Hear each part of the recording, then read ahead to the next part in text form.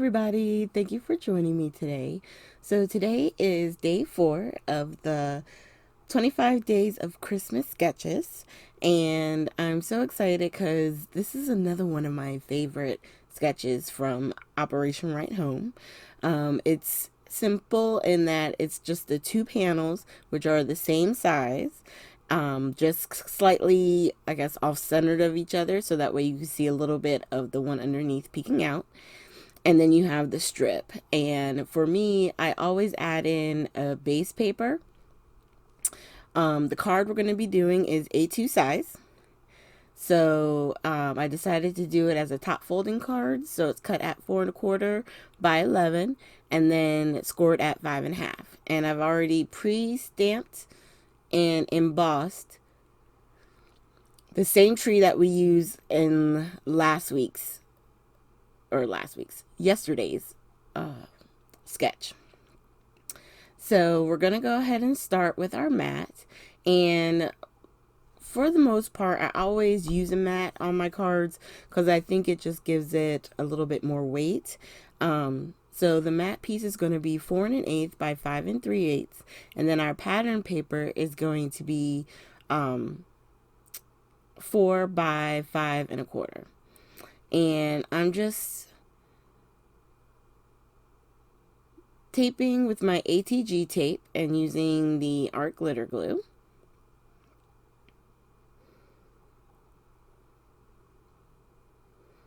And I noticed that there was a little edge that was maybe a little fuzzy. So I just used my Kaisercraft sanding block to fix that before I laid it down. And I have been suggesting, and I will keep suggesting to people, if you have trouble lining up your mat pieces, start by attaching your mat to your base. The only time that I wouldn't attach it right away really is if I'm using ribbon or twine, anything that would I would potentially want to put underneath, so it would be secured under the card stock that we're putting down. That would be a reason to try and really complete it before you add it all together to your card base. But for this sketch, and most of the sketches, I can just put the mat right down first, and then it's easier to me to line up the pattern paper, and I can get it to fit almost evenly every time. So for our strip, I'm using the stripe paper. I want to say it's the flip side to the base. And I will tell you, whenever you're using double-sided paper, take advantage of it. If you're doing sketches with multiple layers, you can always have one of the layers be the flip side to the same base paper that you're using. As you can see here, the skates and everything on the back side. And on the front is the red and white stripe. And this color, it isn't like a bright white. It's more of a cream color. But it's still okay. I'm using the white paper for my base on this one, giving it a 1/4 inch all around the 4 sides. And then we're going to go ahead and attach that to our card base.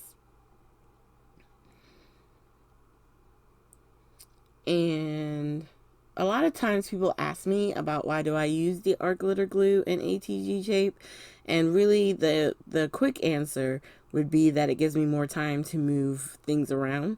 So because sometimes when you put ATG tape down, it's hard to get something pulled back apart, because it'll most of the time rip your paper. But the glitter glue gives us just a little bit of time where if we put it down and it's not straight, we can potentially, tear it apart and then, attach it correctly. So I'm putting down the stripe, just trying to make sure that everything is lining up and it's nice and even, and I periodically like to check to make sure I'm still facing the right direction. Now with this, since I guess you would say the focal image, the tree, and the pattern paper behind it are crisscrossing kind of each other, I didn't think I needed a mat on top because I felt like doing a mat would hide even more of the paper behind. So I just opted to do the slightly off-centered, and then we'll attach this whole thing to the card front. And I'm using my ATG again. Now, if you want to take this up a notch, you could definitely bring out some of that fun foam. That would help give you added dimension. And it would still go through the mail. Okay. If you're going to be hand delivering, I say, load up on the foam squares and whatever else you want to use, more the merrier, because it's going to be hand delivered. It's not going to cost you anything extra. All right, so then I'm going to lay down our image, and I'm just making sure that though it is on an angle, that the tree itself, which is the white paper, representing the white paper on the sketch, is straight up and down, which I feel like I got it pretty good. I'm just adding a little bit more glue. And you can always, put the glue down on it, put a block on top, and kind of let it dry for a little bit. But I think we're going to be okay. And if there's any smudges or maybe embossing powder that's in the wrong spot, you can use your sand eraser and try and clear that off.